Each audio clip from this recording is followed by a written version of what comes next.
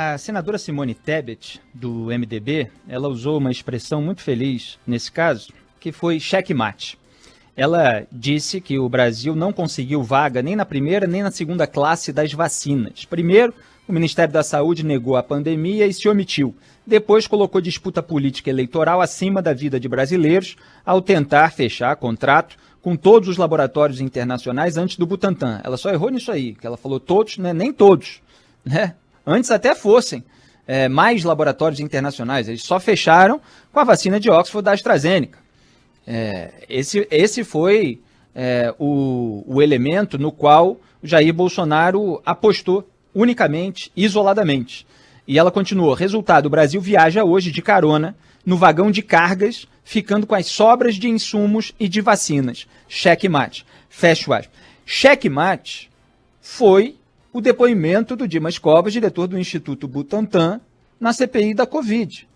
Porque o relato dele, baseado em documentos oficiais, com as propostas do Instituto Butantan, mostram o boicote do presidente Jair Bolsonaro à aquisição de vacinas.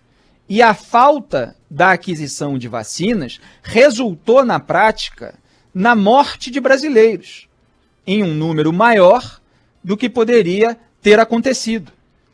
Isso é o óbvio que se extrai dos fatos, dos documentos oficiais, da realidade. Agora, tem muita fumaça, muita desinformação bolsonarista para encobrir essa obviedade. O governo Bolsonaro ignorou, como ele relatou, e depois travou as negociações quando elas poderiam se desenrolar, né, em razão da preocupação do Jair Bolsonaro com o cacife eleitoral que o governador de São Paulo, João Dória, poderia ganhar se a vacina proeminente no processo de vacinação do Brasil fosse a do Instituto Butantan, associado ali à Secretaria de Saúde do Estado de São Paulo, do qual Dória é governador. Também o combate retórico à China, que não tem nenhuma eficácia, não traz nada, né, para o Brasil. Uma coisa é você participar, sempre falei a respeito disso, não só aqui no programa, mas se quiser encontrar no YouTube, por exemplo, uma entrevista que eu fiz com meu querido José Neumann e Pinto, eu citava justamente isso. A questão não é o estar certo ou errado a respeito de críticas ao país. A questão é as pessoas que ocupam cargos públicos, elas têm procedimentos, elas têm caminhos para atingir objetivos quando você tem uma representatividade, quando você está atuando por um país. Agora, por exemplo, o presidente dos Estados Unidos, Joe Biden, está pedindo lá uma investigação sobre a origem da Covid-19. Qual é o problema de isso acontecer? Nenhum. Era isso que eu pregava, inclusive, naquela entrevista lá atrás. Olha, os Estados Unidos quer pedir uma investigação, quer se buscar um relatório de inteligência para coletar provas cabais, documentais, provas capazes de gerar uma comoção internacional diplomática para gerar uma eventual sanção, responsabilização de alguém da China ou do próprio país como um todo, do seu governo, evidentemente.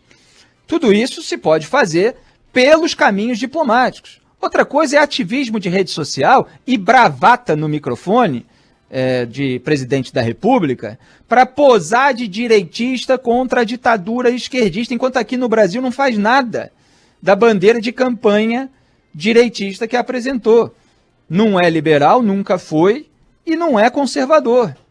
Pode ter vocalizado o sentimento de brasileiros conservadores, é bem diferente de ser um conservador.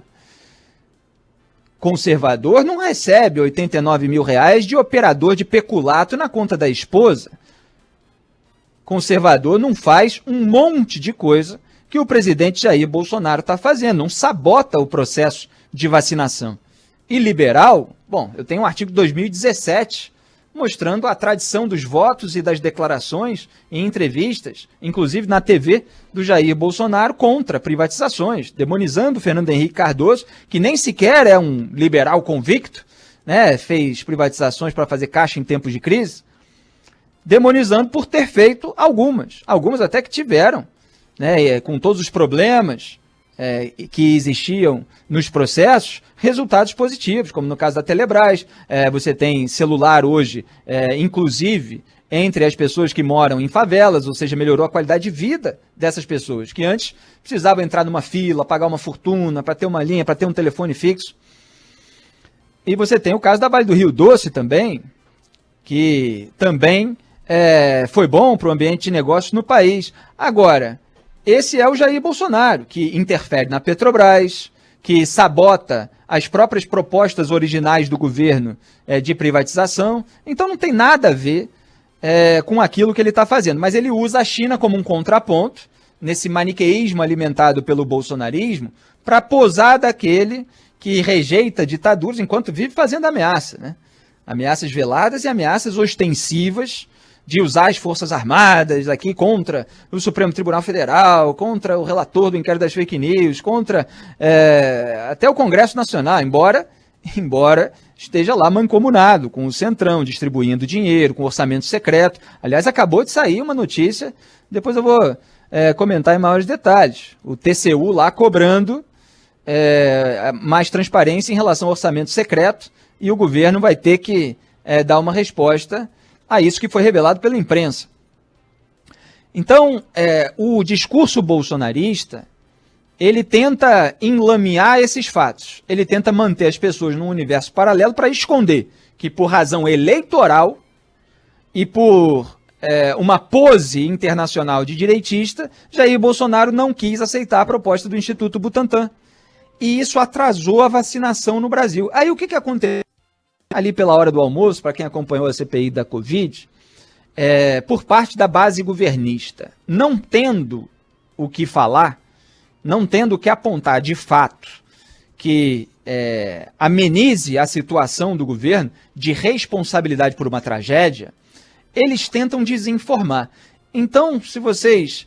que demorou muito tempo e é desinformação, né? Então, assim, exibir tudo aqui acaba ocupando espaço e gerando uma tremenda confusão. Mas o que o senador Fernando Bezerra fez foi justamente fazer um monte de perguntas e impedir o Dimas Covas, diretor do Instituto Butantan, de explicar. Ele queria dar a entender que o governo Bolsonaro deu muito dinheiro para o Instituto Butantan, então não faltou dinheiro para o Instituto Butantan.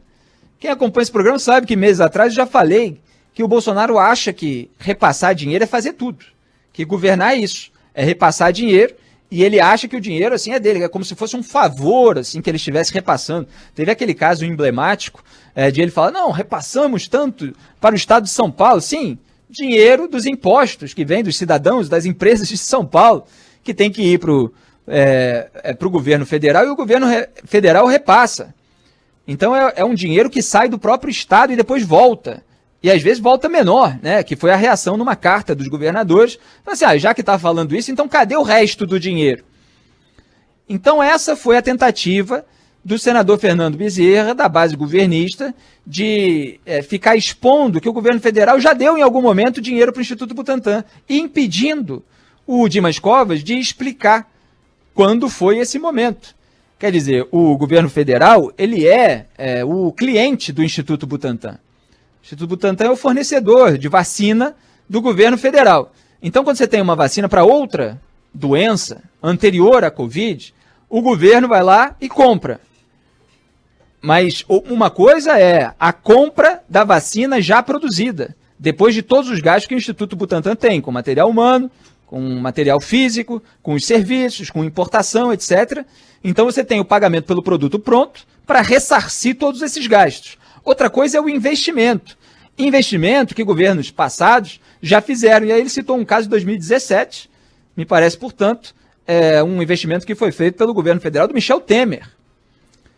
Aí sim foi feito um investimento em determinada produção de vacina ou de qualquer outro produto ali por parte do Instituto Butantan. E aí puderam fazer fábrica, puderam melhorar a produção e depois entregaram a mercadoria. E aí houve a devida compra, a devida distribuição. No caso da Coronavac, não houve investimento por parte do governo Jair Bolsonaro. E foi isso que o Dimas Covas tentou deixar claro, só que o senador Fernando Bezerra não queria deixar, assim como todos os demais bolsonaristas, que ele fizesse essa simples distinção. E a propaganda é isso, o que eu faço todo dia aqui para vocês é distinguir essas nuances, porque a propaganda ela é uma compactação, ele quer passar a impressão para o povo brasileiro de que o governo federal, do Jair Bolsonaro, deu dinheiro para o Instituto Butantan. E o Instituto Butantan está aí reclamando de barriga cheia. Mentira! Ele não deu dinheiro de investimento para a produção da Coronavac. E o Dimas Covas, assim como toda a equipe qualificada do Instituto Butantan, teve de trabalhar na produção de uma vacina sem o investimento por parte do governo do Jair Bolsonaro e com o presidente da República, vejam vocês, dizendo que não iria comprar aquela vacina, sendo que o cliente do Instituto Butantan é o governo federal. Não é incrível? Então, eles tiveram a perseverança de produzir a vacina, mesmo com o presidente dando declarações em contrário. Aliás, o senador Rogério Carvalho, ele colocou no microfone a entrevista que eu já citei aqui, em que o Jair Bolsonaro é questionado se compraria a Coronavac, mesmo depois da aprovação da Anvisa. E o Jair Bolsonaro disse, já é minha decisão não comprar. Quer dizer, ele disse que não compraria, mesmo com o aval da Anvisa. Depois mentiu, dizendo, não, eu sempre disse que com o aval da Anvisa nós compraríamos a vacina, nós só estávamos esperando. E que é uma mentira, porque não só por causa disso, mas também em termos de 2 pesos, 2 medidas, porque eles compraram a vacina de Oxford, da AstraZeneca, sem o aval da Anvisa. Então essa desculpa não serve para a Coronavac, nem serve para a Pfizer. Ele estava simplesmente buscando uma outra vacina. Ele achava que seria suficiente, porque ele nem sequer acreditava muito que a Covid era grave, que era uma pandemia grave. E aí ele ignorou as propostas da Pfizer e ignorou as propostas do Instituto Butantan. Então foi isso que ficou muito claro. E aí o presidente da comissão, o senador Omar Aziz, ele, em determinado momento, diante da confusão que os governistas queriam causar, sem deixar o Dimas Covas explicar, ele foi e tentou estabelecer os fatos básicos que estavam ali pulsando no ambiente da comissão. Ele foi, olha, o que a base está tentando encobrir aqui e o que o Dimas Covas está tentando dizer é que o governo Jair Bolsonaro não fez o investimento. Ele só veio a comprar a Coronavac agora, em 2021.